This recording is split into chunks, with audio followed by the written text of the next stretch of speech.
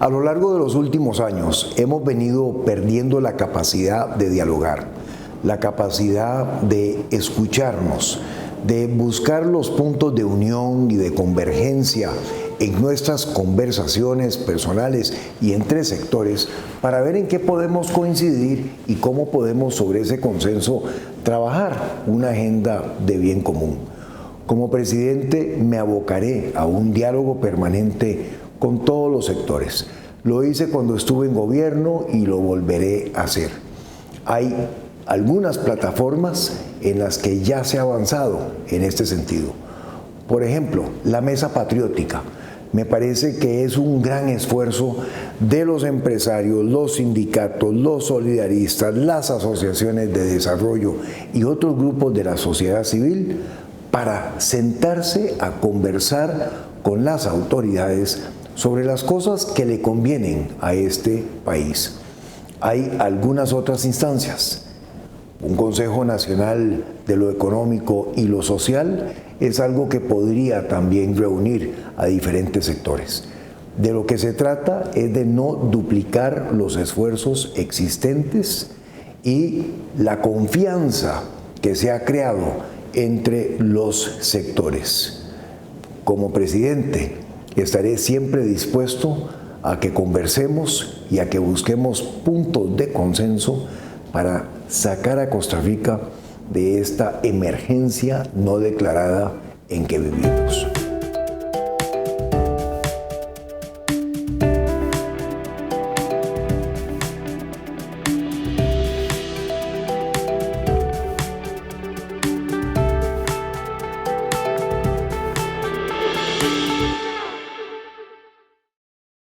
Costa Rica vive una emergencia no declarada.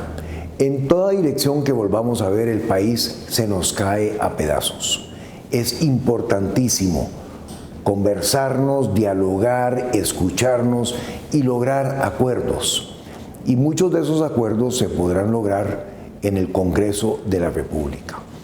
Es necesario para eso una dosis de experiencia en el manejo de lo público, un equipo de gobierno que haya estado en la función pública y que sepa cómo buscar y lograr esos consensos tan necesarios de los que estoy conversando con usted.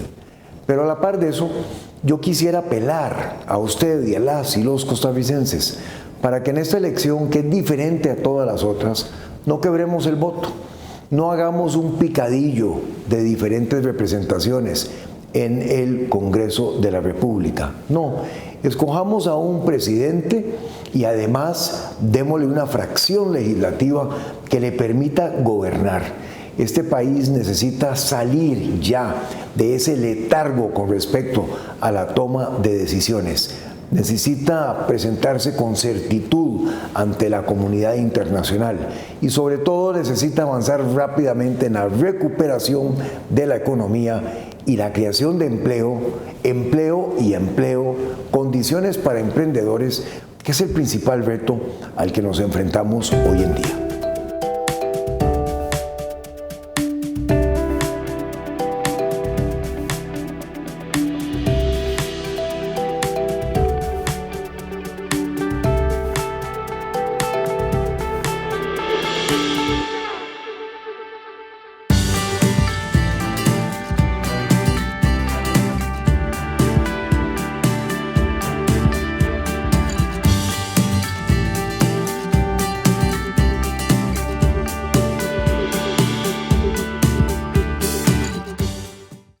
Primero, siempre estaremos en contra de todo acto de corrupción y utilizaremos todos los instrumentos y todas las posibilidades que tiene el Estado costarricense para poder contribuir en la lucha contra la corrupción. Apoyaremos a las autoridades en sus investigaciones, trabajaremos de cerca con el Poder Judicial en un remozamiento continuo de legislación que nos permita avanzar en esa dirección. Utilizaremos todos los instrumentos tecnológicos de que hoy dispone el mundo para poder apoyar a esos procesos investigativos. Pero adicionalmente a eso, quiero reiterar la política de cero tolerancia a la corrupción que he anunciado a lo largo de esta campaña. Primero, el que la hace la paga, es decir, aquí no habrá impunidad. Segundo, aquellos funcionarios públicos contra quienes se levanten cargos serán suspendidos sin goce de salario. Y tercero, con respecto a las empresas que se compruebe mediante procesos judiciales que han efectivamente hecho actos de corrupción, nos abocaremos a castigarlas con todo el peso de la ley.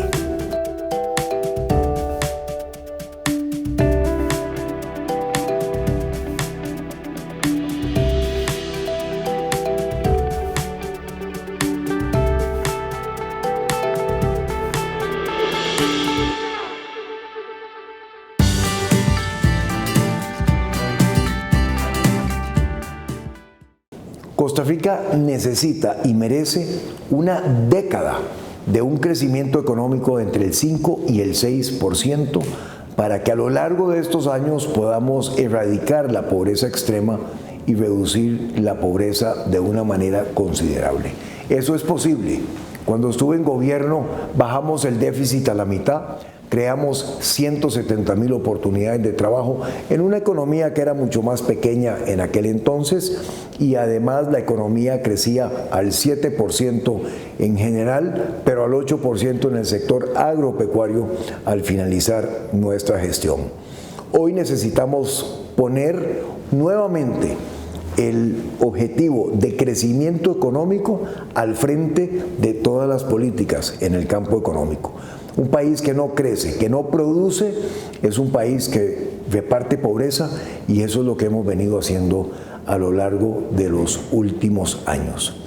Central en lo que es la política de producción nacional está estimular tanto el sector que se ha establecido en zonas francas como el sector que quiero llamar el sector nacional, para el cual debemos extender la misma alfombra roja que hemos extendido durante muchos años a la inversión extranjera. Eso requiere de política pública de calidad, de una política de Estado que incentive la producción nacional, de un apoyo por parte del sistema financiero nacional, especialmente los bancos del Estado, de una capacitación permanente a las personas para su empleabilidad, tanto en los sectores más dinámicos de la economía como en los sectores que producen para el país y para Centroamérica, que son igualmente importantes. Vamos a un gobierno amigable con el sector de la producción nacional y empeñado en que Costa Rica produzca.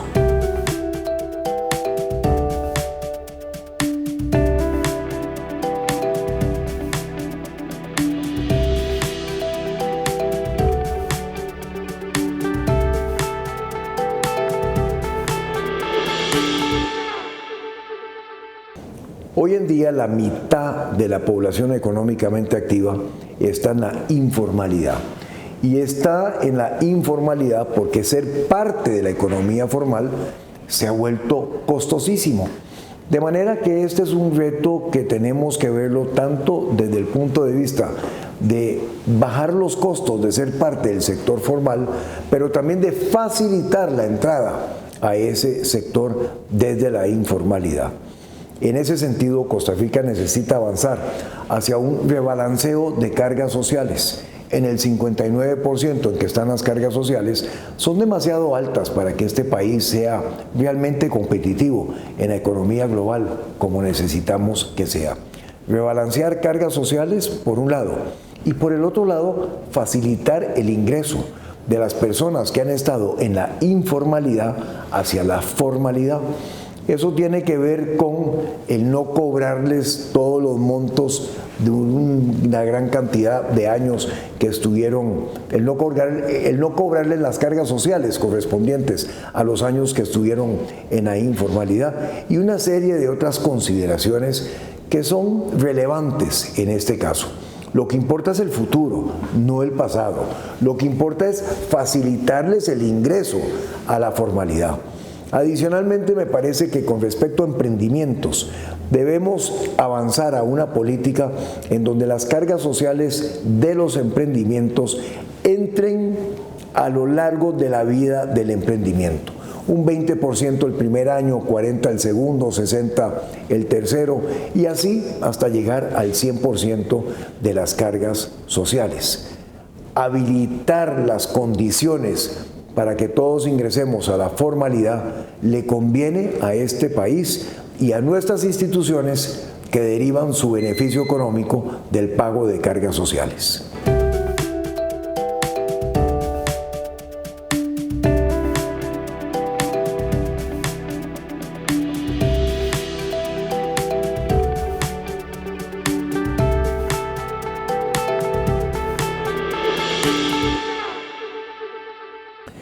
En el siglo pasado, la misión que le dimos al ICE fue la de llevar electricidad a todos los rincones de nuestro país. Y el ICE lo hizo muy bien y hoy tenemos un total de 1.700.000 lectores de consumo de energía. Es decir, 100% el país con energía, que por dicha que también es renovable, aunque ahora tenemos que preocuparnos por los costos de esas energías renovables para bajarlas. En una gran alianza público-privada entre el ICE, las cableras, cooperativas, los otros operadores, total de más de 180 empresas que funcionan en el campo de las telecomunicaciones, el reto de hoy ya no es el reto del siglo pasado de la energía. El reto de hoy es el de llevar conectividad a cada familia costarricense. Internet de alta velocidad, alta calidad, que nos permite entonces como país avanzar en administración de los servicios de la salud, en la educación, que es un elemento tan importante en donde ya estamos en un sistema dual de clases presenciales y de clases virtuales, en instituciones del Estado que sean mucho más eficientes, ganar en productividad, trabajar usando las plataformas tecnológicas de hoy con empresas en Costa Rica o fuera de Costa Rica, más allá de nuestras fronteras, sin tener que salir de nuestras casas y de nuestras comunidades. Eso requiere una inversión de unos 600 millones de dólares. Se puede hacer a lo largo de 18 meses. Fonatel tiene algunos recursos, habrá que titularizar ingresos futuros, pero eso el país lo puede hacer y nos empeñaremos en que sea así.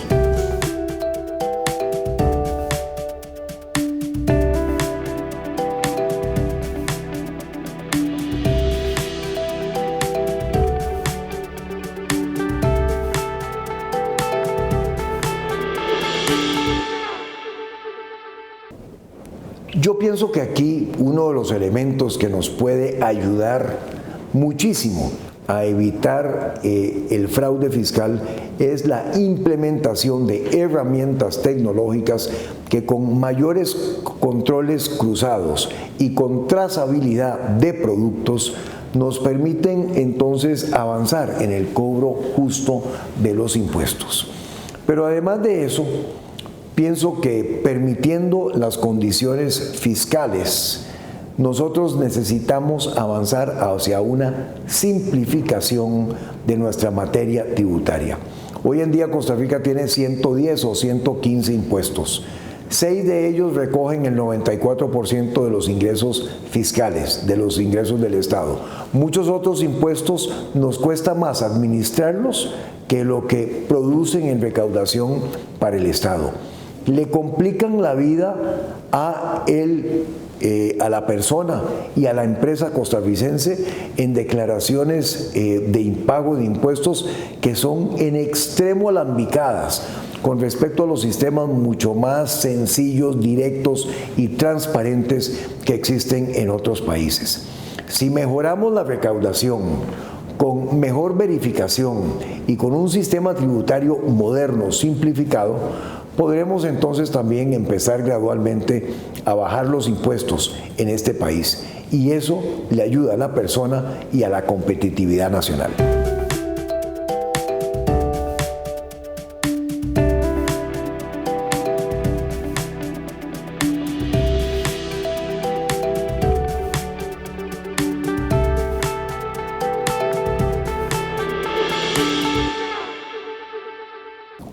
de tantos elementos en donde nos hemos quedado rezagados a lo largo de los años ha sido, por supuesto, el de la infraestructura.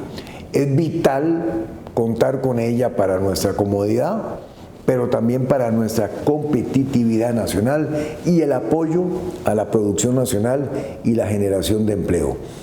Dadas las condiciones fiscales que hoy en día tenemos, aquí el camino son las alianzas público-privadas para que podamos avanzar con fondos privados que inviertan en infraestructura con garantía de repago del Estado, y para eso estamos ya diseñando un Consejo Nacional de Concesiones revitalizado. Y la otra oportunidad está en habilitar la legislación para que sean los fondos de pensiones de las y los costarricenses los que puedan invertir en obras de infraestructura, también con una garantía del Estado. Eso nos daría los recursos necesarios para hacer cuanta obra de infraestructura necesitamos en el país, porque los fondos de pensiones en este país nadan en liquidez y más bien están queriendo hasta invertir afuera de Costa Rica cuando tenemos tanta necesidad en el país. Yo veo una gran oportunidad para invertir fondos de pensiones de costarricenses, no solamente en la infraestructura tradicional, las carreteras, las autopistas, sino que también en hospitales, que los tome bajo un leasing o un arriendo a largo plazo la Caja Costarricense del Seguro Social, o para construir infraestructura educacional, que lo harían mucho mejor que el Ministerio de Educación Pública, o inclusive para construir edificaciones para los privados de libertad que hoy en día viven en unas condiciones de hacinamiento que son francamente infrahumanas. A esas cosas tenemos fondos para resolverlos en los fondos de pensiones de todas y todos nosotros.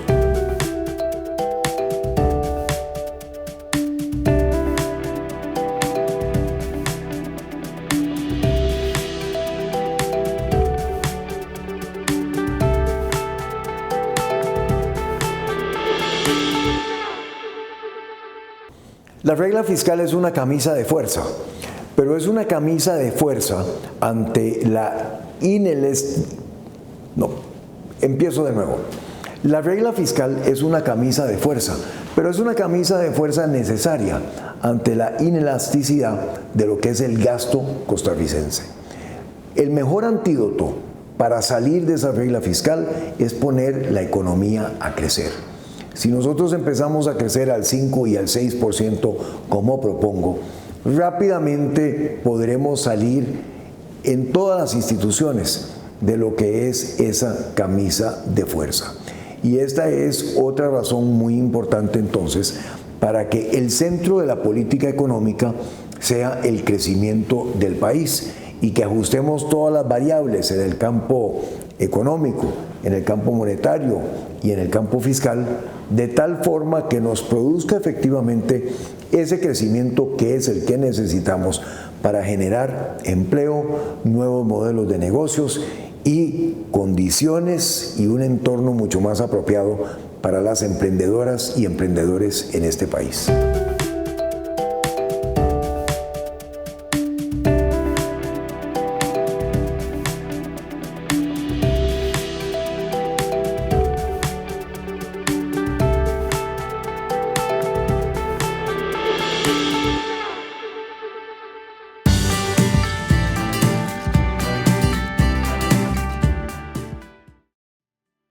Lastimosamente, Costa Rica se ha convertido en pocos años en uno de los 10 países más desiguales del mundo. Uno combate pobreza con trabajo, con salarios crecientes, pero desigualdad se combate con formación de capital.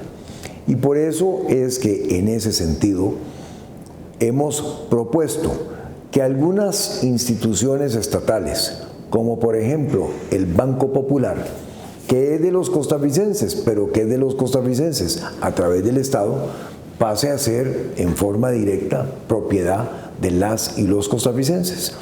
Si emitimos 5 millones de acciones en el Banco Popular y depositamos una de esas acciones en los fondos de pensiones de cada persona en este país, al final del año los réditos, las ganancias del Banco Popular se distribuyen equitativamente entre los tenedores de las acciones. Parte de esas utilidades podrían ir al mismo fondo de pensiones para fortalecerlo, que es una buena cosa. Parte podrían ser girados a las personas directamente para que lo gasten en la forma en que lo quieran gastar. Esas fórmulas de distribución y de crecimiento de capital que se han implementado en muchos países alrededor del mundo es lo que nos permite avanzar hacia una sociedad de propietarios, es lo que nos permite aminorar la desigualdad mediante la formación de capital. Si esa acción depositada en el fondo de pensiones además puede servir de garantía para la prima de una casa o para la compra de un instrumental médico en el caso de una dentista o para empezar un emprendimiento, tenemos ahí entonces también la formación del capital semilla para reactivar esta economía.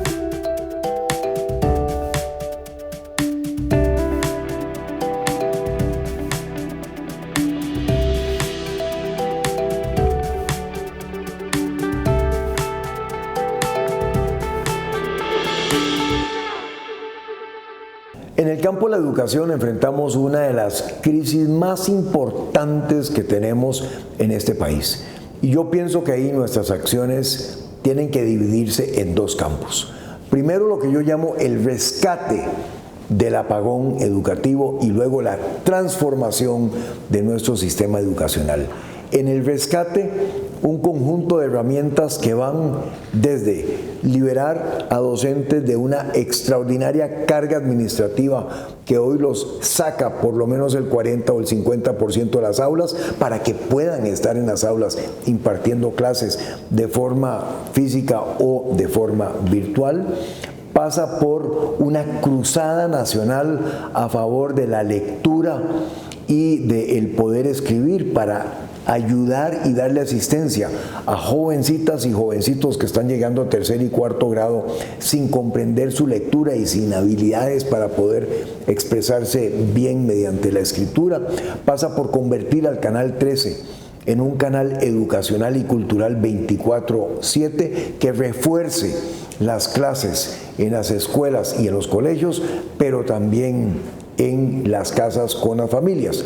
Y por el otro lado, pasa por habilitar cursos cortos que yo llamo de empleabilidad, inglés, acreditaciones tecnológicas para unas 250 o 300 mil jóvenes que se quedaron desenganchados del cuarto ciclo, que no lo terminaron, que no tienen su bachillerato y que con esos cursos perfectamente podrían ir a asumir posiciones de trabajo en los sectores más dinámicos de esta economía que crece, que son los servicios que están en zonas francas. En cuanto a lo que es la otra parte del programa, lo que es la recuperación de la educación, necesitamos avanzar hacia una política de Estado con respecto a la educación que nos lleve con metas muy claras al 2035 en lugar de políticas de gobierno.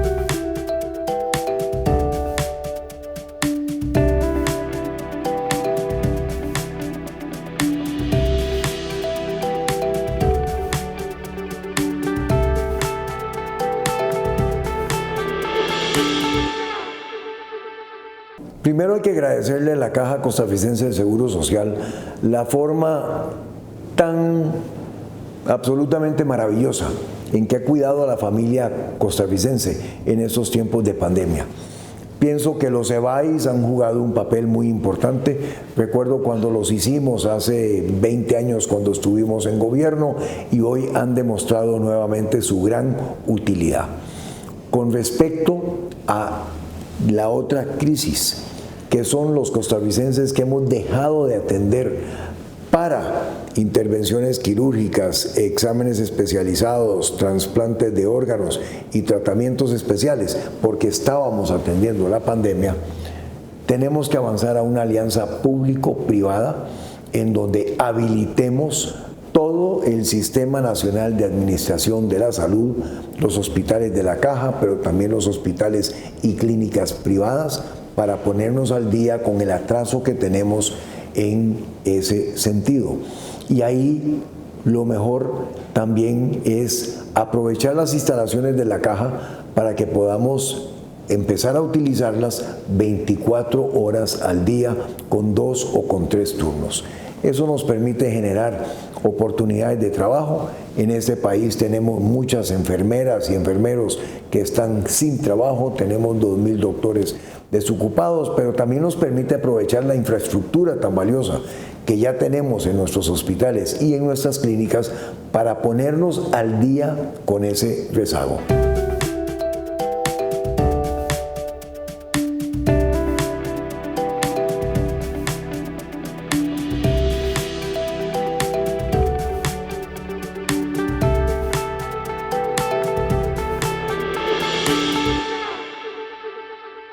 Los regímenes de pensiones en todo el mundo están sufriendo retos importantes. Y es así porque están diseñados para que las personas se pensionaran a los 60 o 62 años y fallecieran a los 65 o a los 67.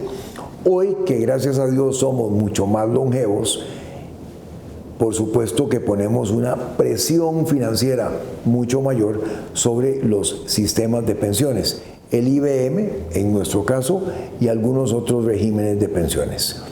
La forma de poder avanzar acá es precisamente mediante lo que sería el fortalecimiento del sistema de pensiones, contribuyendo a la formación de capital de cada persona en su pensión individual.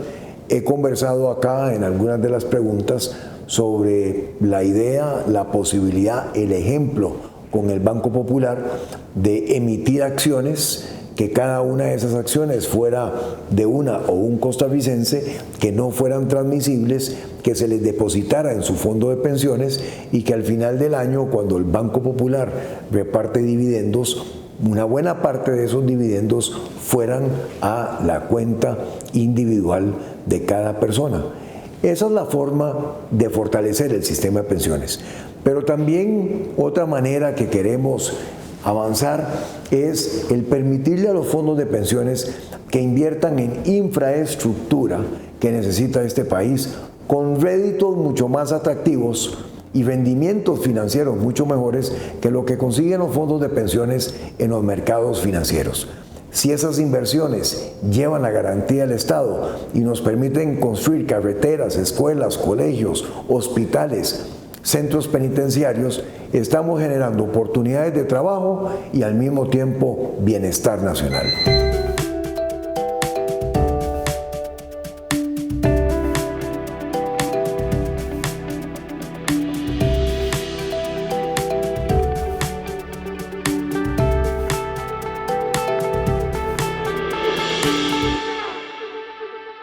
El cambio climático está teniendo un gran impacto en la producción de alimentos a nivel nacional.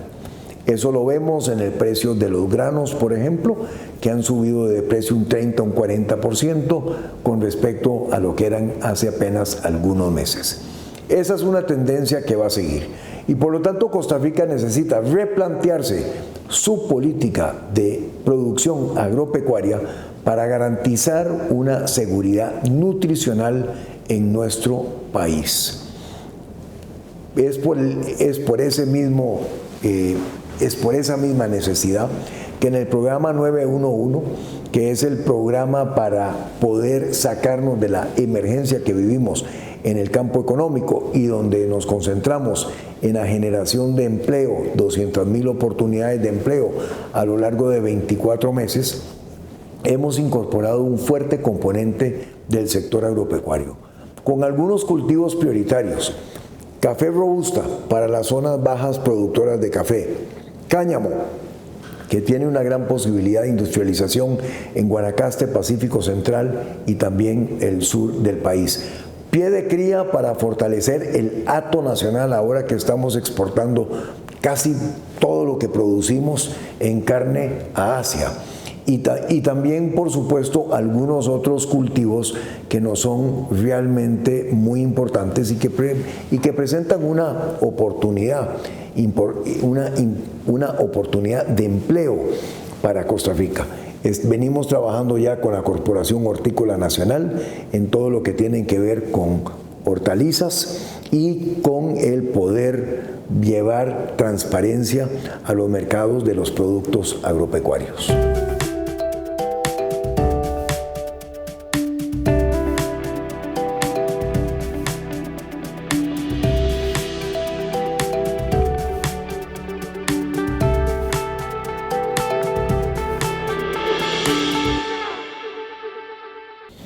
Costa Rica es un país que se conoce en el mundo por su conjunto de buena política en el campo ambiental. Y yo pienso que ahí tenemos una oportunidad para seguir brillando como uno de los países que más hace en el concierto de las naciones. Sin lugar a duda, aquí tenemos dos grandes oportunidades por delante. Una es convertir la lucha contra el cambio climático en un elemento de crecimiento económico, en donde la infraestructura resiliente al cambio climático, la transformación del sector agropecuario o de otras áreas de la economía nacional hacia un sector que tenga menos emisiones de carbono, se convierten en una oportunidad de reinvención, de nuevos modelos de negocios y de empleo. Y ahí estará centrada una buena parte de nuestro esfuerzo y de nuestra política para descarbonizar la economía costarricense. La otra parte que tiene que ver con eso es la protección del océano. Costa Rica es un país oceánico, tenemos 10 veces más superficie en el océano que en nuestro territorio. Y el avance de la economía azul en el mundo nos permite entender no solamente el extraordinario aporte del océano a lo que es el medio ambiente. Por ejemplo, produce el 50% del oxígeno en el planeta. Cada segundo respiro en nuestra vida es cortesía del océano, sino que además de eso nos permite utilizar los recursos marinos de una forma mucho más sostenible, en donde podamos paulatinamente, pero sin perder tiempo, agregarle valor a nuestros productos del mar.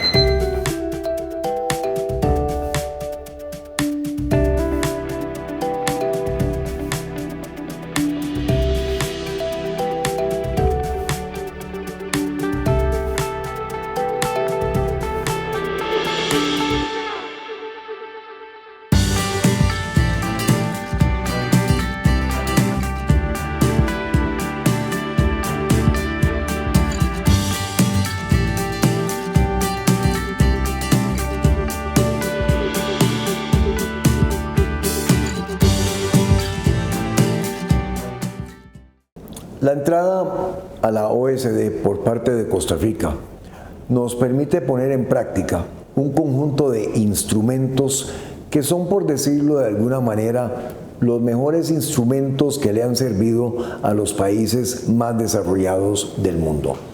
En la adhesión a esos instrumentos hay una gran oportunidad para modernizar lo que es el aparato estatal, mejorar la gobernabilidad de muchas de nuestras instituciones y ser, en términos generales, un país mucho más competitivo. Seguir por esa ruta es una buena cosa, pero debe ser un avance en el que no comprometamos la situación apremiante de esta emergencia en que vivimos.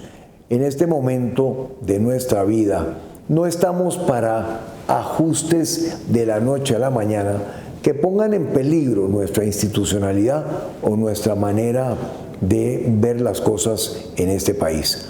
Avancemos con la gradualidad, sin perder el tiempo, adoptemos más de las normas de la OSD, pero tampoco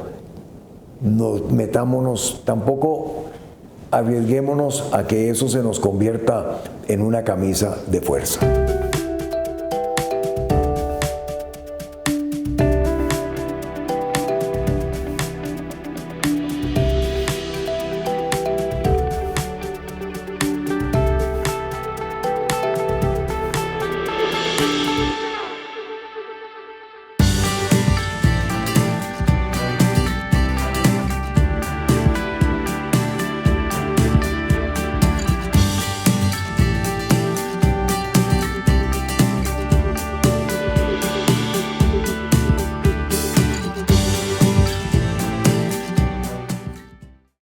La narcoactividad se nos ha convertido en uno de los peores flagelos que hoy sufrimos en el país. A la par de la emergencia económica, tenemos la emergencia de nuestra juventud, que está cayendo a diario, no solamente en el consumo y en el uso de narcóticos, sino que también está perdiendo sus vidas en las guerras entre pandillas y confrontaciones entre quienes están al margen de la ley en ese negocio. En ese sentido, Costa Rica necesita, primero, mejorar sus sistemas de inteligencia cooperando con otras naciones para que podamos ser mucho más efectivos en la captura de la droga que pasa por Costa Rica. Segundo, adoptar tecnologías modernas, escáneres y otras que nos permiten identificar trasiego de drogas por nuestro país. Tercero, seguir reforzando siempre y mejorando el equipo y las condiciones de trabajo de los cuerpos de la fuerza pública que contribuyen en la lucha contra el narcotráfico. Cuarto, cooperar con el Poder Judicial en todo lo que tenga que ver con legislación y reformas a leyes que ya tengamos, que las hagan mucho más modernas y mucho más eficientes en el combate de la narcoactividad. Quinto, me parece que el elemento del financiamiento a los partidos políticos es realmente muy importante.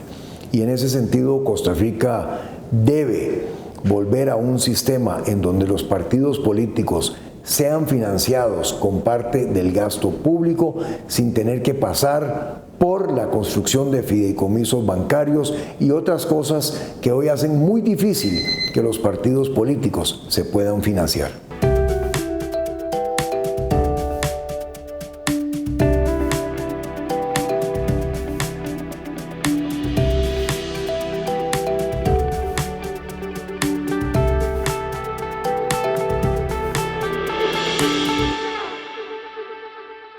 La crisis carcelaria que vivimos es un lunar en un país que siempre ha respetado los derechos de todas las personas. Las condiciones en que están viviendo los privados de libertad son infrahumanas y absolutamente denigrantes de la persona. Pienso que Costa Rica necesita montar, por un lado, un programa importante, masivo, de nuevos centros penitenciarios, en donde, como muchas veces he dicho, podría abrirse la oportunidad para que con una garantía de repago por parte del Estado, sean con fondos de pensiones que se construyan esos centros para los privados de libertad. Pero más importante que eso, yo pienso que hace falta trabajar con los grupos de la sociedad civil que han montado algunos programas exitosos para la recuperación, la regeneración de los privados de libertad, de manera que no tengamos los grados altísimos de reincidencia que tenemos en este momento.